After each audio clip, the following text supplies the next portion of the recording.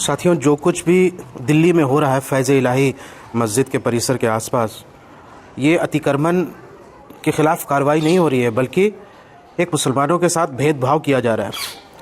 उनको बर्दाश्त ही नहीं होता है कि दिल्ली के बीचों बीच मुसलमानों की इतनी बड़ी यहाँ से संस्था कैसे काम कर सकती है, और ये इनको चुभता है। आपको मालूम होगा कि वहीं आसपास आरएसएस का हेडक्वार्टर भी है, और उसके इर्द गिर्द उन्होंने मंदिरों पर भी कार्रवाई करवाई। अब मुसलमानों के पीछे पड़े। तो दिल्ली सरकार जिस तरीके से भेदभावपूर्ण कार्रवाई कर रही है मुसलमानों के खिलाफ, भारतीय जनता पार्टी जो वहाँ एमसीडी में भी बैठी है, सरकार में भी बैठी है, इन्होंने आज मुसलमानों के खिलाफ अपने बुलडोज़र खोल दिए। उत्तर प्रदेश का मॉडल दिल्ली में लागू किया जा रहा है। बिल्कुल अन्याय है, मुसलमानों के साथ एक जुल्म है, और दिल्ली में ये होना नहीं चाहिए। हमारी पार्टी एमआईएम इसका पुरजोर विरोध करती है, और हम कानूनी लड़ाई लड़ने के साथ साथ जनता की आवाज़ को भी उठाएंगे। इस मामले में हमारी पिछली कई दिनों से नज़र थी, लेकिन हम ये समझते थे कि शायद प्रशासन जो है इसमें संवेदनशीलता के साथ काम करे, लेकिन ऐसा हुआ नहीं। कल जिस तरीके से 17 बुलडोज़र भेज करके वहाँ पे आंसू गैस के गोले छोड़े गए, ये दिल्ली में बिल्कुल बर्दाश्त नहीं करना चाहिए।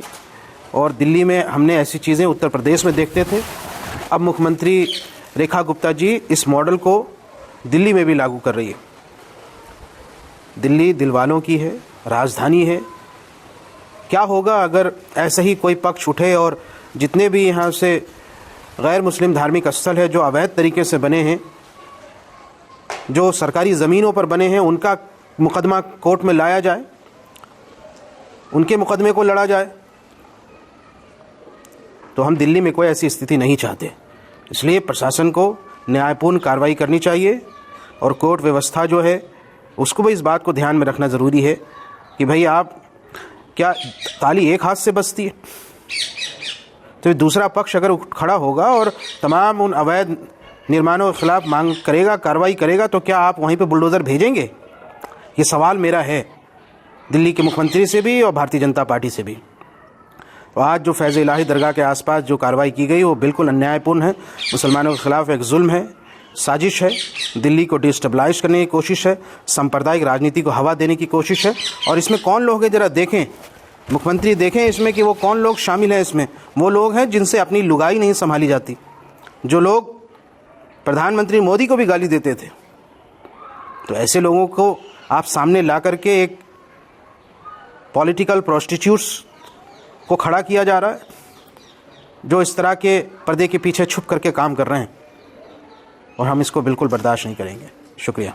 गर्मियों की छुट्टी होने वाली थी, मेरे पापा आने वाले थे, तो हम लोग सभी खुश थे। तो मैं एक बेड पे चढ़ के डांस कर रहे थे, डांस कर रहा था, लेकिन वो पहले ही आ गए। फ्रीज। तो मैं उस समय तो कंटिन्यू नहीं कर सकता था ना, तो फ्रीज फ्रेम टाइप का हो गया। कसम पैदा कर